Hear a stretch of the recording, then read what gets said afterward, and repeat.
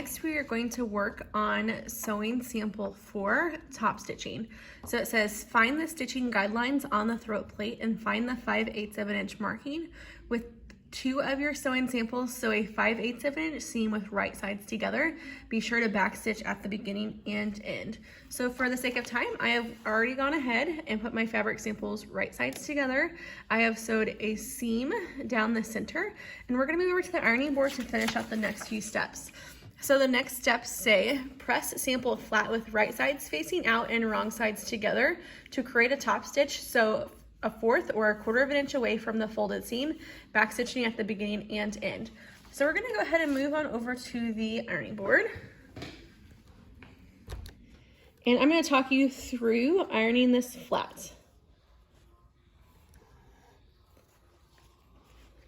All right, I'm gonna go ahead and open this up nice and flat, just like we did on a previous sample. These steps are the exact same, there's just one added step.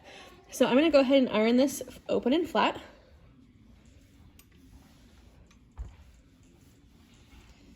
Give it a nice press, iron it side to side.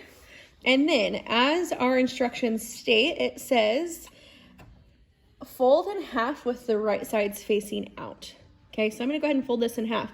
You notice my seam is right down the top, and we're gonna go ahead and press this nice and flat. Now be careful, because this is going to be very hot, as you were pressing quite a bit. Give it a nice clean press. Let it cool down for a few seconds. Like I said, it's gonna be very hot. Give it a quick little shake. Now we see, and it's hot in my hands, that our seam is right down the center. So we're gonna take it back to our sewing machine, and we're gonna do a top stitch 1/4 of an inch away, all the way down the folded edge. So let's head on back to our sewing machine.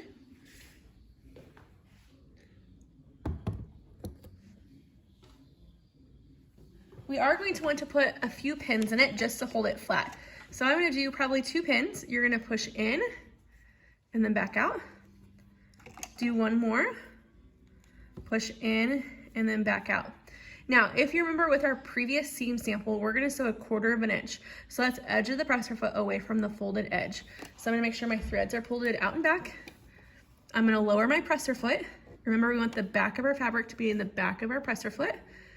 Go ahead and turn our needle until it goes down, and then we're gonna go ahead and begin. So use your reverse stitch. You're gonna do 2 stitches forward and then back stitch.